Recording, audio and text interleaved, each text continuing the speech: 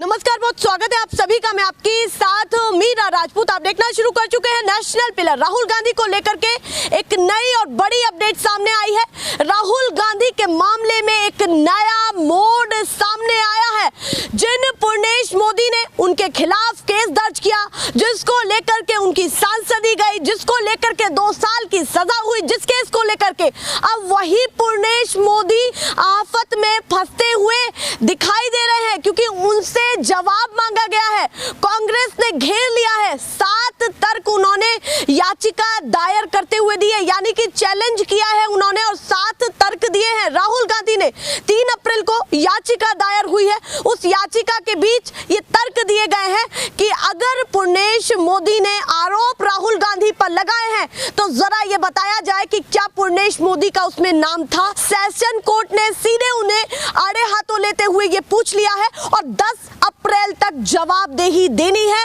13 अप्रैल को फिर सुनवाई है। तो कहीं ना कहीं पूर्णेश मोदी से सीधे जवाब मांगा गया है, वहीं राज्य सरकार से भी मांगा गया है। क्या पूरा मामला है, जिस पर ज्यादा बातचीत करने के लिए मेरे साथ हैं एडवोकेट आनंद मिश्रा।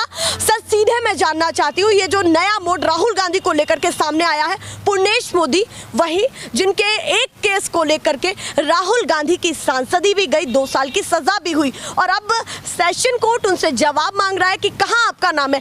इसमें क्या बड़ा फैक्ट आप देख रहे हैं कि कैसे ये पूरा मोड़ आया है, जो कहीं ना कहीं पूर्णेश मोदी पर ही आकर के सारी बात रुक गई है और आगे क्या हो सकता है, जल्दी से बता।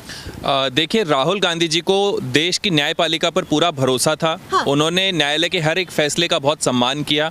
अब जब राहुल गांधी जी ने फिर से परिवाद दायर किया है अपना, तो उसमें निश्चित रूप से आप ये देखिए कि न्यायालय ने एक बहुत ही उचित फैसला लेते हुए पूर्णेश मोदी जी से तुरंत जो है वो जवाब मांगा है। 10 अप्रैल तक का उनको समय दिया गया है कि बिल्कुल निश्चित रूप से 10। और बहुत अच्छी बात यह है कि बहुत ही कम टाइम फ्रेम में उनसे जवाब जो है वो न्यायालय ने मांगा है कि किस तरीके से जो है वो पूर्णेश मोदी जी की भावनाएं आहत हुई है।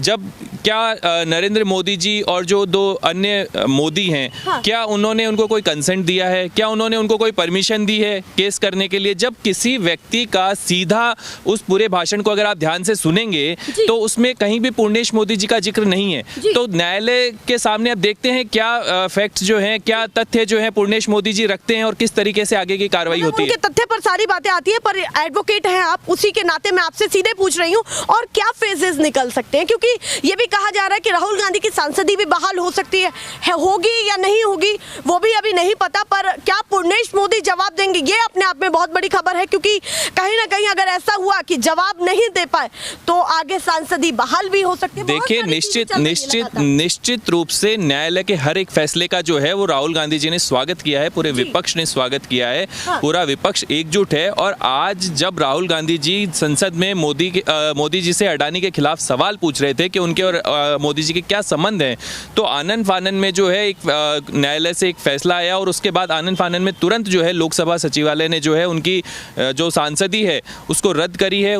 तो अब निश्चित रूप से ये देखिए कि राहुल गांधी जी ने तो उसका भी सम्मान किया। आज पूरे देश की सड़कों पर आप देखिए कि देश का हर एक व्यक्ति, हर एक वर्ग, चाहे वो महिलाएं हो, पुरुष हो, अपने वृद्ध हो, कोई भी हो, वो प्रधानमंत्री जी से ये सवाल पूछ रहा है कि आपके और अडानी जी के क्या संबंध है। इसी बीच में न्यायालय ने जो फैसला दिया है, न्यायालय ने जो है पूर्णेश मोदी जी से सवाल किया है कि वो बताएं कि किस तरीके से उनकी मानहानि हुई है, किस तरह से जो है उनकी भावनाएं आहत हुई है। तो निश्चित रूप से अब उनको बताना पड़ेगा। और आप ये दिया गया कि पीएम मोदी कर सकते हैं केस, अगर दर्ज करना है वो कर सकते हैं। ये भी कहा गया कि क्या विपक्ष मुखर होकर के कुछ मैं वही कह रहा हूं, मैंने पहले भी कहा है कि क्या पूर्णेश मोदी जी को देश के प्रधानमंत्री नरेंद्र मोदी जी ने, नीरव मोदी ने, उन सब लोगों ने क्या कोई सहमति पत्र ऐसा दिया है कि उनकी सहमति से आप कोई केस करिए, या उन्होंने अपने स्तर पर ही इस प्रकार की कार्रवाई को जो वो है आगे बढ़ाया है। तो ये जानकारी जो है वो 10 तारीख को ही हम लोगों को मिलेगी। और आप देखिए कि पूरा विपक्ष अगर विपक्ष की आवाज को दबाने का कोई काम कर रहा है तो देश के लोकसभा स्पीकर कर रहे हैं। अब वो किसके इशारे पे कर रहे हैं? देश के प्रधानमंत्री के इशारे पर कर रहे हैं या गृह मंत्री जी के इशारे पे कर रहे हैं या भारतीय? बहुत बड़ी चीज बोल रहे हैं एडवोकेट होने के नाते और कांग्रेस में आरटीआई सेल संभालने के नाते भी मैं निश्चित रूप से यही आपको कहना चाह रहा हूं कि आपने अभी कुछ दिन पहले भी जब हमारी चर्चा हुई तो मैंने कहा कि पूरा विपक्ष जब किसी मुद्दे पर राहुल गांधी जी लगातार बोलना चाह रहे थे, बहुत लंबे समय से वो अडानी के मुद्दे पर जो है संसद में अपनी बात रखना चाहते थे, देश के लोगों की भावनाओं की जो बात थी वो संसद में रखना चाहते थे, तो देश के लोकसभा स्पीकर को एक नैतिकता के नाते शायद उन्हें एक आधा घंटे का समय या 1 घंटे का समय जो वो डिजर्व करते हैं, वो किसी ऐसे मुद्दे पर बोलना चाहते थे जो देश से जुड़ा हुआ मुद्दा है, देश के 135 करोड़ लोगों से जुड़ा हुआ मुद्दा है। ऐसे मुद्दे पर जब कोई सांसद अपनी बात रखना चाहता है तो लोकसभा स्पीकर को भी संविधान के हिसाब से उनको बोलने का समय देना चाहिए था, लेकिन वो समय तो दिया नहीं, उल्टा आनन फानन में उनकी सांसदी और रद्द कर दी। एक मुद्दा नहीं है, मुद्दे बहुत सारे हैं। राहुल गांधी को लेकर के चर्चाएं ऐसे हो रही हैं जैसे विपक्ष का एक ऐसा नेता जो कहीं ना कहीं उभर करके 2024 में आ सकता है, ये कयास लगाए जा रहे हैं। पर उससे पहले कैसे विवादों से बाहर निकलना है, इस कड़ी को भी सुलझाना पड़ेगा। और ये जो अपील दायर हुई है उसमें एक और तर्क दिया गया, हालांकि 7 तर्क दिए गए हैं। मैं यहाँ पर क्लियर कर देती हूँ कि राहुल गांधी के द्वारा 7 तर्क दिए गए हैं, जिसमें से एक था कि पीएम मोदी केस दर्ज कर सकते हैं, जो पीड़ित पक्ष है वो केस दर्ज कर सकता है। वहीं ये भी कहा गया कि विपक्ष को क्या प्रखर होकर के आवाज उठाने का हक नहीं है। वहीं तीसरी बात कही गई है कि शिकायत में कहीं ना कहीं राजनीति लग रही है, राजनीति से प्रेरित ये पूरा मामला लग रहा है, ऐसा कहा गया। उसको कैसे देखते हैं? देखिए, भारतीय जनता पार्टी और इनके जो नेता हैं, चाहे वो छोटा नेता हो या बड़ा नेता हो, इन्होंने तमाम वो हथकंडे अपनाने की कोशिश की है जिससे इस समाज को बांटा जा सके। कांग्रेस पार्टी ने, देश के नेता राहुल गांधी जी ने पूरे देश को जोड़ने के लिए एक बहुत बड़ी मुहिम निकाली, जिसके आप सब लोग गवाह हैं, जिसमें समाज का हर एक वर्ग जुड़ा, हर एक पार्टी के लोग जुड़े, पॉलिटिशियंस भी थे, ब्यूरोक्रेट्स भी थे, हर तरह के लोग उसमें जुड़े। आज जब भारतीय जनता पार्टी के लोग इस तरह की हरकतें करते हैं, चाहे वो पूर्णेश मोदी जी हों या आप निचले स्तर पर देखिए किस तरीके से इनकी आए दिन जो है फेसबुक की नकली आईडीज़, ट्विटर की नकली आईडीज़ इनकी रोज़ सस्पेंड होती है।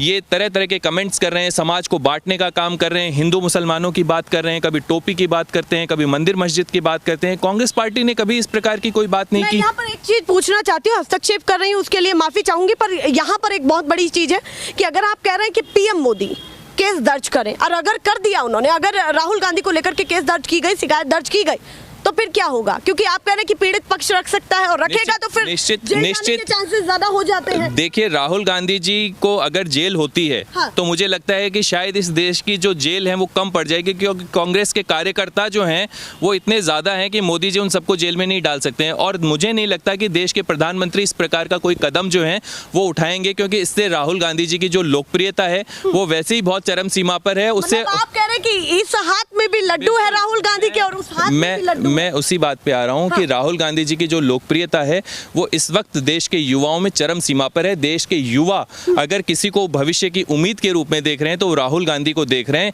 और ऐसी स्थिति में देश के, ऐसा लगता है आपको? मुझे नहीं लगता है। सत्ता में बैठी पार्टी है, बहुमत के साथ आई हुई, मुझे नहीं लगता है, मुझे नहीं लगता है। ये देश के युवाओं की आवाज है। ये देश के युवा चाहते हैं कि जो व्यक्ति साल के 2 करोड़ रोजगार देने की बात करता था, आज वो 9 साल बीत जाने के बाद भी पर्दे के पीछे छुपे हुए हैं। हमने जैसे देखा कि यूपी चुनाव रहा, बिहार चुनाव रहा, बंगाल चुनाव रहा, सबको मिलाकर के अगर देखा जाए, गोवा का चुनाव भी उस समय सर पर था। पर अभी भी देखा जाए तो हर विधानसभा चुनाव में बीजेपी को देखा जाता है कि अच्छे आंकड़े के साथ वो जीत दर्ज अपनी कराती है। जब विधानसभा चुनावों में ये आंकड़े आ रहे हैं निकल करके, तो लोकसभा चुनावों में भी उसका फर्क पड़ेगा। कैसे ये जीत दर्ज करवाएंगे आप? एक तथ्य ऐसा मजबूत जो आप बताना चाहते हो। आप देखिए कि भारतीय जनता पार्टी जिन प्रदेशों में भी सरकार बनी है, देखिए ये एक लोकतंत्र का हिस्सा है कि सरकार किस तरह से चुनी जाएगी, ठीक है। लेकिन आप अगर वोट परसेंटेज की बात करें, वोट प्रतिशत की बात करें, तो भारतीय जनता पार्टी को 30 से 35, 40, 41, 42% के करीब ही वोट मिलता है। इसका मतलब ये नहीं है कि उन्होंने पूरे प्रदेश ने उनको चुन लिया है। मतलब आप 2019 के आंकड़ों की बात कर रहे हैं? मैं 2019 के बाद के विधानसभा चुनावों की भी बात कर रहा हूँ। आप चाहे उत्तराखंड के नतीजे ले लीजिए, उत्तर प्रदेश के नतीजे ले लीजिए, तमाम नतीजों में भारतीय जनता पार्टी को 35 से 40% के आसपास जो है वो वोट शेयर मिला है। लेकिन आप साथ साथ इस बात को भी समझिए कि 60% जो जनता है उस प्रदेश की, उन्होंने नरेंद्र मोदी जी को और भारतीय जनता पार्टी को नकारा है।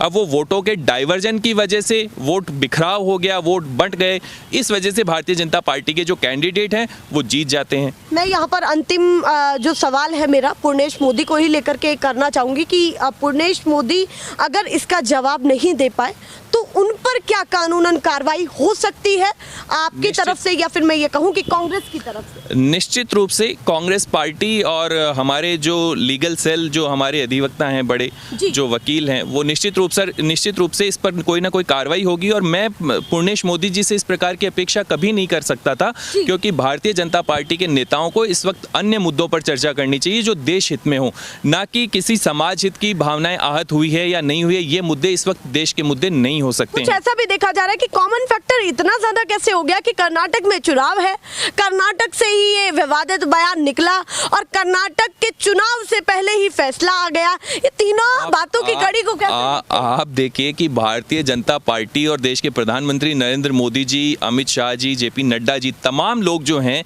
वो जब कभी भी चुनाव आते हैं, चाहे वो लोकसभा के चुनाव हो या विधानसभा के चुनाव हो, वो देश की जनता का ध्यान भटकाने के लिए, मतदाताओं का ध्यान जो मुद्दे हैं उनसे भटकाने के लिए इस प्रकार के जो कृत्य हैं वो करते रहते हैं। ये कोई नई बात नहीं है, लेकिन मुझे लगता है कि इस बार जो है वो ट्रेंड बदलेगा और कर्नाटक से जो है इनकी विदाई की शुरुआत होगी। ये भी कहा गया कि कहीं ना कहीं उसी जगह से राहुल गांधी दहाड़ेंगे जहां से विवादित बयान निकला, वहीं जाएंगे, वहीं पर बोलेंगे, वहीं से रैली करेंगे, यानी कि कर्नाटक से करेंगे। उस पर भी क्या कहना है कि जरा भी डर नहीं है क्या कि एक जो भारत जोड़ो यात्रा में लाइन वायरल हुई कि डरो मत, तो क्या उसको बहुत ज्यादा सीरियस लिया है? आप देखिए, राहुल गांधी जी ने इस देश के तमाम उन लोगों को ताकत देने का काम किया है, चाहे वो युवा हो, महिला हो, बुजुर्ग हो, आदिवासी हो, तमाम वो वर्ग जो इस वक्त देश के इस प्रकार के माहौल से डरे हुए हैं, सहमे हुए हैं, उन सब लोगों को ताकत दे रहे हैं और कह रहे हैं कि डरने की जरूरत नहीं है, मैं आप लोगों के साथ हर एक कदम पर खड़ा हूं। तो मतलब सांसदी खत्म हुई है, उससे कोई डर भय नहीं है, कांग्रेस को जरा भी कोई इम्पैक्ट नहीं पड़ा है पूरी पार्टी पर या कार्यकर्ताओं पर? आप ये इस प्रकार की बात क्या कर रहे हैं कि सांसदी कोई महत्वपूर्ण चीज थोड़ी है। जिस व्यक्ति ने 3500 किलोमीटर पदयात्रा चलकर देश के हर एक वर्ग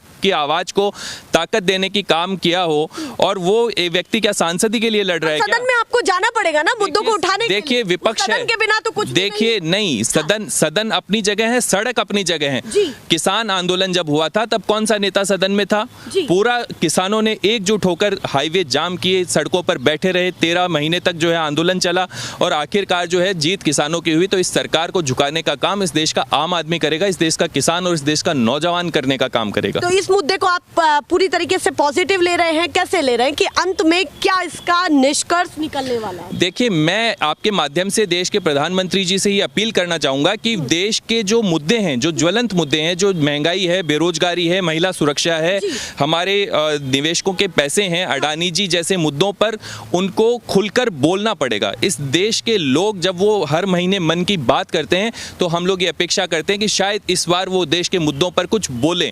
लेकिन प्रधानमंत्री जी कब तक सत्ता के पर्दे के पीछे छुपकर जो है अपने आप को छुपाए रखेंगे, ये देखने वाली बात होगी। धन्यवाद। क्या वो कह रहे हैं कि कहीं ना कहीं ऐसा भी हो सकता है कि पूर्णेश मोदी मामले पर राहुल गांधी ने जो अपने तर्क रखे हैं वो वही बीजेपी नेता पर ही ना भारी पड़ जाए? वही बहुत सारे और भी तर्क रखे हैं कि मोदी सरनेम को समुदाय नहीं है। वही ये भी कहा गया है कि इसमें पूरी शिकायत में राजनीति से प्रेरित ये पूरा मामला लग रहा है। तर्क तो बहुत सारे हैं, अपडेट भी लगातार राहुल गांधी को लेकर के आ रही हैं।